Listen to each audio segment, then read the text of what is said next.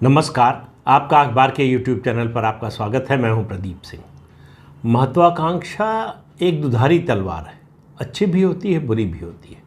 अच्छी होती है जब आप अपनी ताकत का सही आकलन करके और अपना लक्ष्य निर्धारित करते हैं, तब आपकी जो महत्वाकांक्षा होती है हासिल करने की, वो ज़्यादा व्यवहारिक, ज़्यादा प्रैग्मेटिक होती है, तो वो आपके लिए फ़ायदेमंद होती है। वो आपको ऊपर ले जाती है, आपको आगे बढ़ाती है, आपके विकास में सहायक होती है।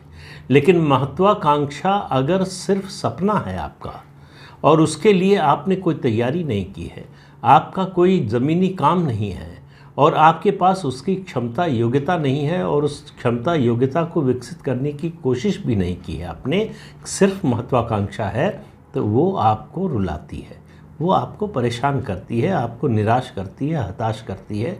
और आखिर में जो हार की मानसिकता है, वो इस महत्वाकांक्षा के कारण हार भी आपको जो है वो उसकी सच्चाई दिखाई नहीं देती है। तो आप वास्तविकता से आपका नाता टूट जाता है। तो इसलिए जो है महत्वाकांक्षा के बारे में जब भी मतलब आप अपना लक्ष्य निर्धारित करें, तो देखें कि मेरी अपनी क्षमता क्या है, मेरे अपने गुण क्या है, और जहां मैं पहुंचना चाहता हूं वहां जो लोग पहुंचे या जो पहुंचना चाहते हैं उनके लिए क्या क्या ज़रूरी चीज़ें हैं, ये सब अगर नहीं देखेंगे आप, तो मैं जिन 4 नेताओं की आज बात करने जा रहा हूं उनके बारे में ऐसा है कि उनकी महत्वाकांक्षा उनके गले का पत्थर बन गई है। उनकी महत्वाकांक्षा उनको सच देखने नहीं दे रही है। उनकी महत्वाकांक्षा उनको जो सच्चाई है उसका सामना नहीं करने दे रही है। उनकी महत्वाकांक्षा उनको ऐसे अंधेरे रास्ते पर ले जा रही है, ऐसे रास्ते पर ले जा रही है जिसकी कोई मंजिल नहीं है, बस रास्ता ही है, चलते जाना है, सफ़र है, इस सफ़र की कोई मंजिल नहीं है। ऐसे 4 नेता हैं। चारों का एक एक करके आपको परिचय देता हूं, बताता हूं उनके बारे में क्यों ऐसा कह रहा हूं। पहला नाम है ममता बनर्जी। पश्चिम बंगाल की मुख्यमंत्री हैं, जुझारू नेता हैं, संघर्ष करके बनी हैं, सेल्फ मेड लीडर हैं। कोई उनका जो है माई बाप नहीं था, कोई परिवार नहीं था जिस परिवार के कारण उनको जो है एडवांटेज मिला हो, कोई लाभ मिला हो। जान पर खेलकर लड़ी हैं और यहाँ तक पहुँची हैं। मुख्यमंत्री बनी, राज्य में मतलब राज्य की पार्टी बनाई, प्रदेश की पार्टी बनाई, रीजनल पार्टी बनाई, वो जहाँ तक पहुँचा सकती थी, उनकी जो क्षमता थी वहाँ पहुँचा दिया, यानी मुख्यमंत्री बना दिया।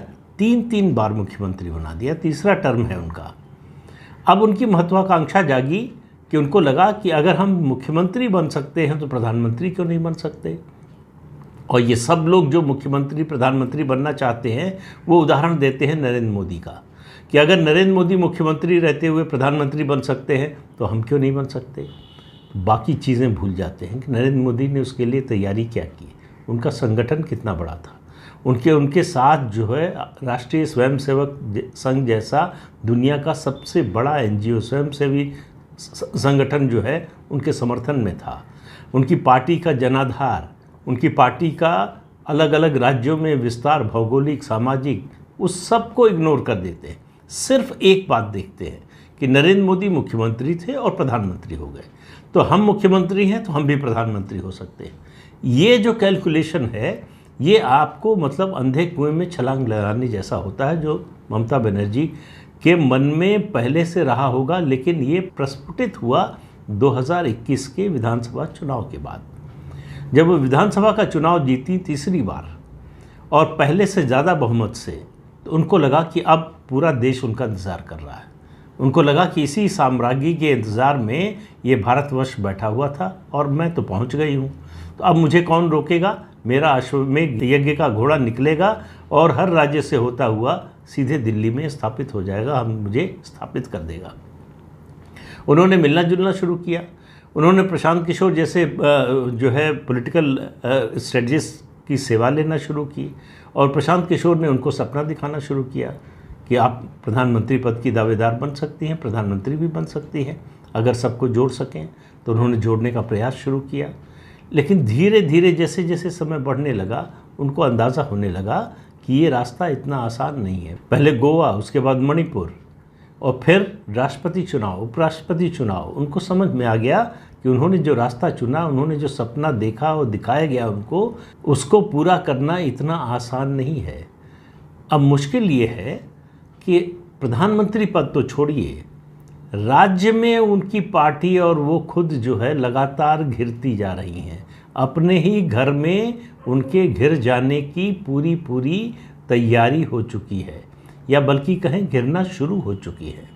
पहला झटका उनको लगा कि जब चुनाव बाद की हिंसा पर हाई कोर्ट और सुप्रीम कोर्ट का जो रवैया था, जिस तरह से जांच का आदेश दिया बिना किसी भेदभाव के, बिना पक्षपात के, उनको लगा था कि वो तो प्रधानमंत्री बनने जा रही हैं। इस दृष्टि से शायद जो है हाई कोर्ट और सुप्रीम कोर्ट देखेगा, सुप्रीम कोर्ट हाई कोर्ट इस दृष्टि से किसी अपराध के मामले को नहीं देखता है। और उनकी जो चुनाव बाद की हिंसा थी, उस पर पूरा विपक्ष में जिस तरह का सन्नाटा था, उससे उनका साहस और बढ़ा। लेकिन जैसे ही जांच शुरू हुई, जांच का दबाव बढ़ना शुरू हुआ, उनको लगने लगा कि मामला अब टेढ़ा हो रहा है।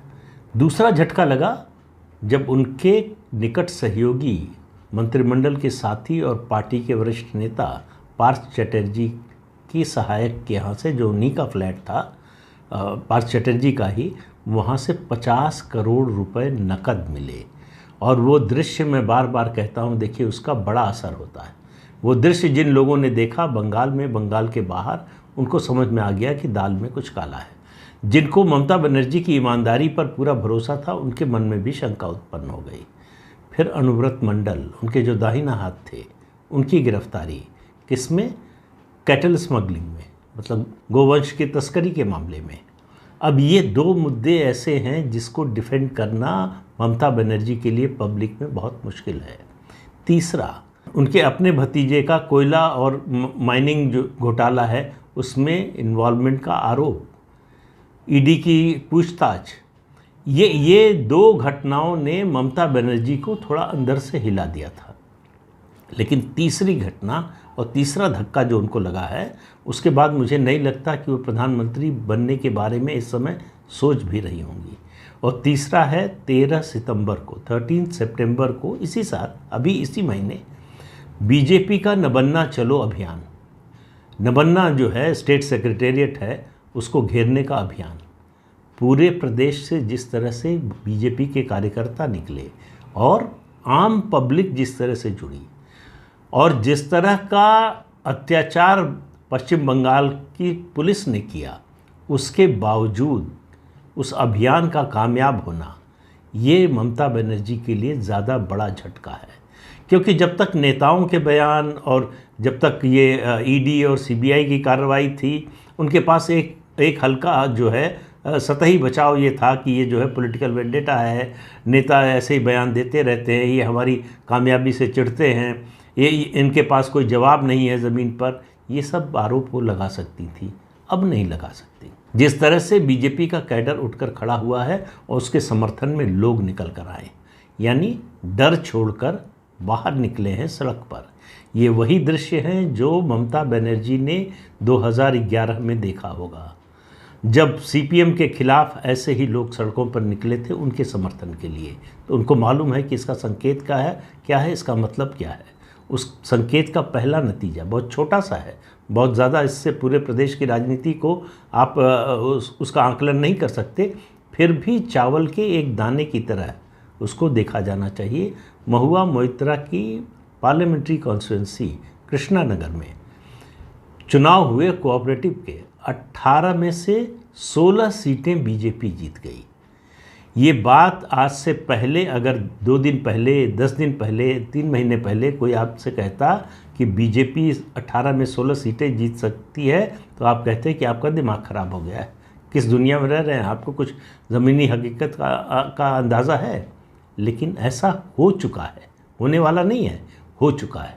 तो ममता बनर्जी, उनकी महत्वाकांक्षा जो प्रधानमंत्री की थी, अब हालत ये हो गई है कि उनके लिए मुख्यमंत्री पद को बचाना ज़्यादा बड़ी समस्या या ज़्यादा बड़ी प्राथमिकता हो गई है। उनके लिए 2024 में लोकसभा में अपने जो सदस्यों की संख्या है 22, उसको बनाकर रखना ज़्यादा बड़ी समस्या हो गई है।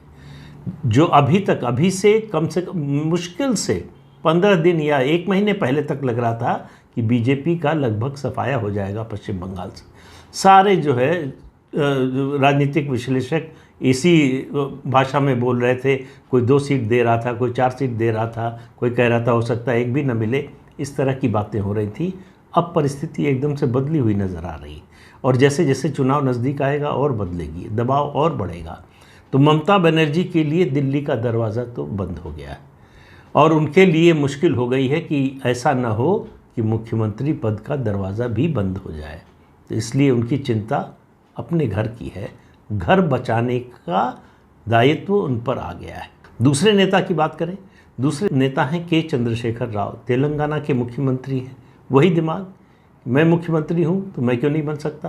पहले उन्होंने 2019 के चुनाव से पहले, लोकसभा चुनाव से पहले कोशिश की कि जो है गैर भाजपा और गैर कांग्रेस गठबंधन बने, 4th फ्रंट बनाने निकले थे, कुछ कामयाबी मिली नहीं। अब फिर से उसके बाद अभी कुछ महीने पहले वो निकले और उद्धव ठाकरे से लेकर शरद पवार, नीतीश कुमार, तमाम नेताओं से मिलते हुए अरविंद केजरीवाल, उन्होंने ये बताने की कोशिश की कि मैं भी दौड़ में हूँ, मैं भी प्रधानमंत्री की रेस में हूँ, मेरा समर्थन कीजिए। कोई समर्थन की आवाज़ आई नहीं। तो हैदराबाद लौटकर उन्होंने कहा कि मैं अपनी राष्ट्रीय पार्टी बनाऊंगा। लेकिन अभी स्थिति ये है कि राज्य में उनके लिए अपनी सरकार बचाना कठिन हो रहा है। आज 17 नवंबर को जब मैं ये कार्यक्रम कर रहा हूँ तो आज ही के दिन हैदराबाद को लिबरेट किया गया था, आज़ाद किया गया था। किसने किया था? सरदार पटेल ने। कैसे? ऑपरेशन पोलो के जरिए। ऑपरेशन पोलो क्या था? भारतीय सेना को भेजा गया था निज़ाम की सेना को सरेंडर कराने के लिए और 3 दिन में सरेंडर हो गया था। लेकिन सरेंडर हो गया, लिबरेशन हुआ हैदराबाद का, ये बात जो है रजाकारों के गले कैसे उतर सकती है, निज़ाम के समर्थकों के गले कैसे उतर सकती है, और उनके गले नहीं उतरेगी तो फिर के चंद्रशेखर राव के गले कैसे उतर सकती है। तो उन्होंने इसको इंटीग्रेशन डे के रूप में मनाया। एकीकरण हुआ। एकीकरण उन रियासतों का हुआ जिन्होंने स्वेच्छा से भारत में शामिल होने का ऐलान किया और एक्सेशन के कागज़ पर दस्तखत किए। लेकिन हैदराबाद के निज़ाम को मजबूर किया गया, सेना के द्वारा अधिकार करके, सेना के द्वारा कब्जा करके उसके बाद। तो ये लिबरेशन डे है। ये केसीआर स्वीकार करने को तैयार नहीं है। क्यों? क्योंकि असदुद्दीन ओवैसी को ये स्वीकार नहीं है। असदुद्दीन ओवैसी का परिवार रजाकारों का परिवार है, निज़ाम के जो है वो वफादारों का परिवार है। तो इसलिए हैदराबाद यानी तेलंगाना की लड़ाई बड़े दिलचस्प मोड़ पर है। इस समय भारतीय जनता पार्टी पूरे एग्रेशन पर है। जिस तरह से वो अपना विस्तार कर रही है ग्रामीण और शहरी इलाकों दोनों में, उससे केसीआर की स्थिति खराब होती जा रही है। राज्य की जो वित्तीय स्थिति है दिन पर दिन बदतर होती जा रही है। उनकी जो योजनाएं हैं, जिनकी घोषणा उन्होंने की थी, उसे लागू करने के लिए उनके पास पैसा नहीं है। लगातार सिर्फ आश्वासन पर चल रही है सरकार। ऐसे में उनके लिए 2023 के विधानसभा चुनाव में अपनी सरकार बनाना सबसे बड़ी चुनौती है। सरकार अगर मुख्यमंत्री नहीं रहेंगे तो प्रधानमंत्री बनने का सपना कहाँ से रहेगा। तो पहले तो घर बचाएं, फिर बाहर निकलने की सोचें। ये परिस्थिति है केसीआर की। तो केसीआर के बारे में आप समझ लीजिए कि उनकी राजनीतिक महत्वाकांक्षा ने, जो उनकी क्षमता योग्यता से परे थी, उसने उनको संकट में डाल दिया। उनका मुख्यमंत्री का पद संकट में डाल दिया है। उनकी सरकार खतरे में है। अब तीसरे नेता हैं, आजकल नया ताज़ा शौक चढ़ा है। फिर से ये दोबारा शौक चढ़ा। उनको एक बार 2013 में भी, 2013 में भी चढ़ा था प्रधानमंत्री बनने का, नीतीश कुमार। अब आप देखिए नीतीश कुमार की हैसियत क्या है, क्षमता क्या है, योग्यता क्या है। इस पर मैं कोई ओपिनियन दूं वो आप कह सकते हैं कि बायस्ड हो सकती है। आप कह सकते हैं कि आप नीतीश कुमार के खिलाफ जानबूझकर बोल रहे हैं। आप कह सकते हैं कि आप नीतीश कुमार को नकारात्मक रूप में दिखाना चाहते हैं। ये सब आरोप आप लगा सकते हैं, लेकिन नीतीश कुमार पर तो आप ये आरोप नहीं लगा सकते। नीतीश कुमार के बयानों से ही मैं बता रहा हूँ। उनका ताज़ा बयान है कि उनका जो मेन फ्रंट जिसको वो कह रहे हैं कि अगर बन जाए, उसकी सरकार आए, तो पिछड़े राज्यों को विशेष राज्य का दर्जा मिल जाएगा। बिहार 2010 से वो बिहार को विशेष राज्य का दर्जा मांगने के लिए दर दर भटक रहे हैं। मनमोहन सिंह से भी मांगा, प्रधानमंत्री नरेंद्र मोदी से भी मांगा, मिला नहीं। अब सवाल ये नहीं है कि मिला कि नहीं मिला, सवाल ये है कि जो गठबंधन इस समय है बिहार में सत्ता में, वो पिछले 32 साल से सत्तारूढ़ है। एक दो नहीं, पूरे 32 साल, जिसमें से 17 साल खुद नीतीश कुमार सत्ता में रहे। उसके बावजूद अगर बिहार पिछड़ा हुआ है तो बिहार के पिछड़ेपन के लिए कौन जिम्मेदार है? किससे सवाल कर रहे हैं नीतीश कुमार? बिहार के अपराधी नीतीश कुमार और लालू प्रसाद यादव हैं, जिन्होंने बिहार को पिछड़ा रखा। उसी जो बीमारू स्टेट में 4 राज्य आते थे, बिहार, मध्य प्रदेश, उत्तर प्रदेश और राजस्थान, बाकी 3 राज्य निकल गए उस कैटेगरी से। क्यों? क्योंकि उनके राज्यों में मुख्यमंत्रियों ने, सरकारों ने काम किया, विकास का काम किया। बिहार आज भी उसी स्थिति में है। बिहार आज भी देश के सबसे पिछड़े राज्यों में है। ये उपलब्धि है नीतीश कुमार की। तो जनता से क्या कहने जाएंगे कि मैंने बिहार को पिछड़ा रखा तो इसलिए मुझे प्रधानमंत्री बना दो? क्यों? क्योंकि मैं देश को भी पिछड़ा बनाना चाहता हूँ। यही तो कहेंगे भाई। उनकी उपलब्धि क्या है? 17 साल के मुख्यमंत्रित्व काल की उपलब्धि ये है कि बिहार पिछड़ा था, पिछड़ा है, और अगर वो बने रहे तो पिछड़ा रहेगा। तो नीतीश कुमार अपनी इस उपलब्धि को लेकर केंद्र में जाना चाहते हैं। 2013 में भी उनको ऐसे ही मन मचला था प्रधानमंत्री बनने का, तब वो एनडीए के गठबंधन से तोड़कर निकले थे बाहर और लोकसभा चुनाव अकेले लड़ा था। 2 सीटें, 40 में से सिर्फ 2 लोकसभा सीटों पर जीत मिली थी। ये सुशासन बाबू का 2014 तक का, यानी 2005 से 2014 9 साल के शासन का ये नतीजा था। वो अपने जीवन में 2 ही बार जो है अकेले चुनाव लड़े हैं, एक बार विधानसभा, एक बार लोकसभा। 1995 में जो है वो विधानसभा का चुनाव लड़े थे, 4 सीटें मिली थी, और 2014 में लोकसभा का चुनाव लड़े, 2 सीटें मिली थी। तो उनके पास जो सीटें हैं, चाहे लोकसभा की हो चाहे विधानसभा की, उसमें उनके सहयोगी दल का सबसे ज़्यादा योगदान होता है। उसके बूते उसको अपनी ताकत समझकर, यही गलतफहमी ये है कि दूसरे की ताकत को अपनी ताकत समझकर नीतीश कुमार को लगता है कि मैं बहुत शक्तिशाली, बहुत भारी जनाधार वाला नेता हूँ। तो बिहार में जो आपकी उपलब्धि है, चाहे शिक्षा हो, चाहे स्वास्थ्य हो, कानून व्यवस्था हो, कोई भी विकास का कोई काम हो, कृषि विकास का काम हो, उनका कृषि मंत्री कह रहा है कि मैं चोरों का सरदार हूं क्योंकि मेरे विभाग में सब चोर हैं, चोरी कर रहे हैं, किसानों को लूट रहे हैं। ये नीतीश कुमार प्रधानमंत्री बनना चाहते हैं। तो अब आप बताइए, महत्वाकांक्षा और वास्तविकता दोनों में कितना बड़ा फासला है। चौथे नेता हैं जिनका नाम जो है आप सब जानते हैं, उनका नाम है राहुल गांधी। आजकल भारत जोड़ो यात्रा पर निकल रहे हैं, और जब से यात्रा पर निकले हैं तब से कांग्रेस और टूट रही है। तो कांग्रेस को जोड़ नहीं पा रहे, भारत जो जुड़ा हुआ है उसको जोड़ने निकले हैं। यानी जो सही है मशीन, उसको सही करने का स्वांग कर रहे हैं। तो उससे उनका क्या होना है, आप इस बात से समझिए कि जह जह पांव पड़े संतन के, तह तह भंटा धार। 2004 के बाद 2007 से वो उत्तर प्रदेश में पूरी तरह से सक्रिय हैं। विधानसभा चुनाव में एक एक करके लगातार हर चुनाव में कांग्रेस की स्थिति खराब होती गई। आखिर में 2019 में लोकसभा चुनाव में वो अपनी अमेठी की सीट हार गए, जब वो राष्ट्रीय अध्यक्ष थे पार्टी के।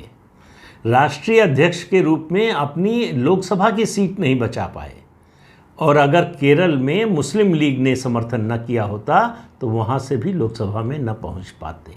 और पिछले 18 साल से उनको सिर्फ लॉन्च किया जा रहा है, हर थोड़े अंतराल पर उनको लॉन्च किया जाता है।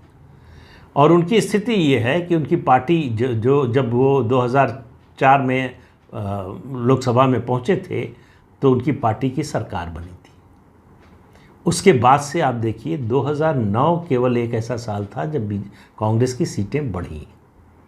उसके बाद से लगातार गिरावट आती। उनके नेतृत्व में 2019 का चुनाव लड़ा गया लोकसभा का, और सीटें आई 543 में से 543 में से सिर्फ 52।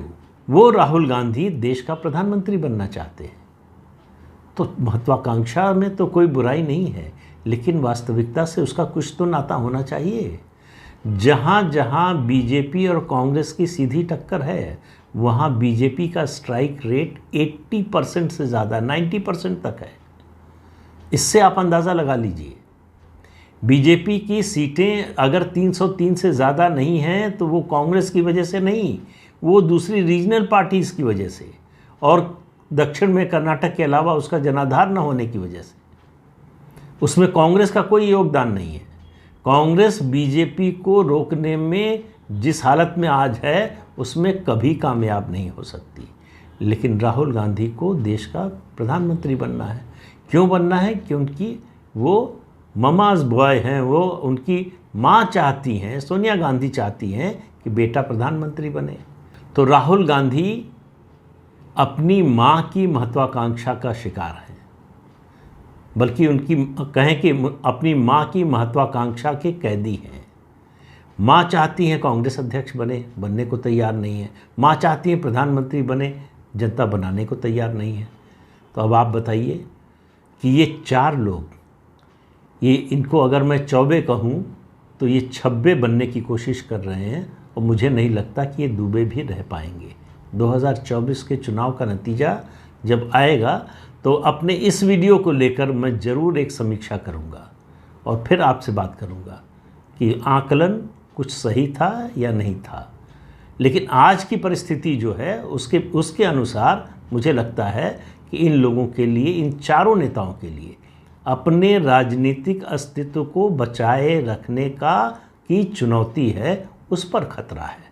लेकिन इनको ये बात समझ में नहीं आ रही है। इनको लगता है सिर्फ महत्वाकांक्षा से लक्ष्य हासिल हो सकता है, योग्यता और उसके लिए जो है बाकी कुछ काम करने की ज़रूरत नहीं है। तो इनको जोर का धक्का ज़ोर से ही लगने वाला है।